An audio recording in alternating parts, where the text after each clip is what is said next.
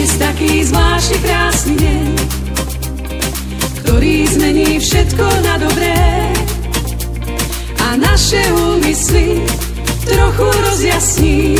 Skúsme sa zamyslieť o šťastí. Šťastie to je úsmev na tvári, šťastie je byť tu pri oltári, tak blízko pri mamke, ktorá poteší. S Máriou je život najlepší. Stále medzi nami žije Mária, Mária, Mária. Stále medzi